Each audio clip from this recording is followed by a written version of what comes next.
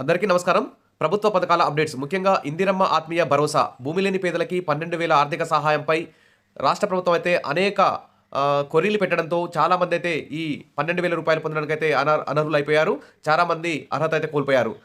అందుకోసమే మరి పేదలందరూ కూడా గ్రామీణ ప్రాంతాలు గానీ, పట్టణ ప్రాంతాలు గానీ సరే ఉపాధి హామీ కార్డుతో సంబంధం లేకుండా సెంటు భూమి లేని ప్రతి పేదవారికి ఈ 12,000 ఆర్థిక సాయం అందచేయాలని చెప్పేసి డిమాండ్ అయితే ప్రజల్లో నెలకొన్నది. కానీ రాష్ట్ర ప్రభుత్వం మాత్రం ఖచ్చితంగా ఉపాధి హామీ జాబ్ కార్డు ఉండాలి. 2023 సంవత్సరంలో కనీసం 20 రోజుల కరువు పని చేసి ఉండాలి.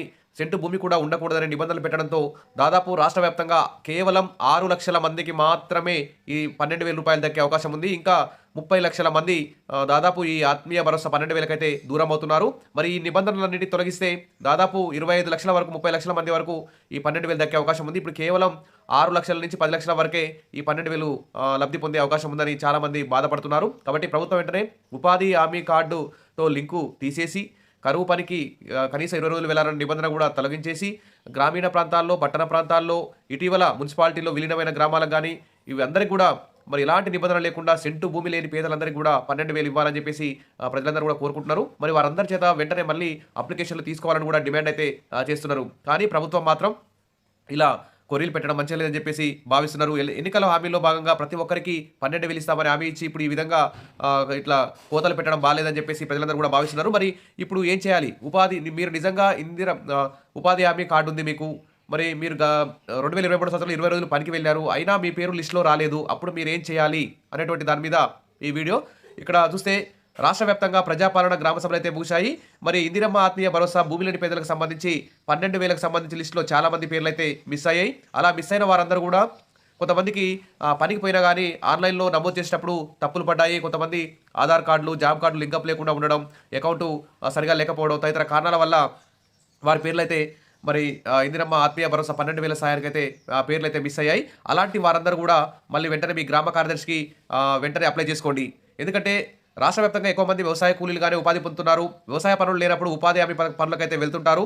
2023-24 సంవత్సరంలో 20 రోజుల ఉపాధి హామీ పథకం పనులకు వెళ్లిన వారినే ఈ 12,000 పథకానికి ఎంపిక చేస్తున్నట్లు అధికారులు తెలిపారు. కాబట్టి మరి ఈ విషయమై ఆధార్ కార్డు అనుసంధానం కాని వారి వివరాలను సేకరించి ఆన్లైన్ నమోదులో ప్రక్రియ చేపడుతున్నట్టుగా తెలిసింది.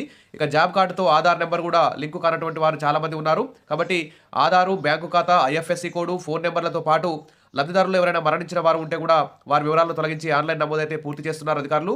మరి వీరికి ఒక గుంట కూడా సాగు భూమి ఉండకూడదు. ఒక భూమి లేని వ్యవసాయ కూలీలే ఈ పథకానికి అర్హులు. సందేహాలున్న దరఖాస్తులను క్షేత్రస్థాయిలో విచారణ జరిపి తర్వాత అర్హులైన వారిని జాబితాను ప్రకటిస్తారని చెప్పేసి ఇక ప్రభుత్వం ప్రకటిస్తుంది. కాబట్టి మీరు నిజంగా 20 రోజుల పనికి వెళ్ళినా కానీ మీకు హాజరుపడకుండా ఉన్నా ఇలాంటి సమస్యలు ఎవరైనా ఉన్నా కానీ వెంటనే మీ గ్రామ కార్యదర్శికి ఎండిఓకి అప్లై చేసుకోండి. వెంటనే మీది ఆన్లైన్ చేసి అన్ని సరిదిద్ది మీకు ఈ 12,000 వచ్చే విధంగా సెకండ్ లిస్ట్లో ఖచ్చితంగా వచ్చే అవకాశం ఉంటుంది. కాబట్టి వెంటనే అప్లై చేసుకోవడం చెప్తుంది. ఈ మార్చి 31 వరకు ఈ 4 పథకాలకు సంబంధించి ప్రక్రియ కొనసాగుతూనే ఉందని ప్రభుత్వం ప్రకటించింది. ఇది గుడ్ న్యూస్ అని చెప్పుకోవచ్చు. కాకపోతే పట్టణ పేదలకి, గ్రామీణ పేదలకి ఉపాధి హామీ కార్డుతో లింకు లేకుండా సెంటు భూమి లేని వారి ప్రతి ఒక్కరికి కూడా వారి యొక్క ఆర్థిక స్తోమతను గ్రామ సభల్లో పరిశీలించి చర్చించి అందరికీ 12,000 ఇవ్వాలని చెప్పేసి కోరుకుంటున్నారు. ఇప్పుడు కేవలం 10 లక్షల లోపు మందికే 12,000 భరోసా అందుతుంది. ఈ కోతలన్నీ కట్ చేస్తే, ఈ పరిమితులన్నీ తీసేస్తే, రూల్స్ అన్ని తీసేస్తే దాదాపు 30 లక్షల మంది, 25 లక్షల నుంచి 30 లక్షల మందికి ఈ 12,000 దక్కే అవకాశం ఉందని పేదవాళ్ళందరూ కూడా బాధపడుతున్నారు. ప్రభుత్వం ఆ దిశగా చర్యలు తీసుకోవాలని చెప్పేసి కోరుతున్నారు. Wish all the best. మీ అందరికీ 12,000 అందాలని చెప్పేసి కోరుకుందాం. Thank you. సబ్స్క్రైబ్ చేసుకోండి, వీడియో లైక్ చేయండి.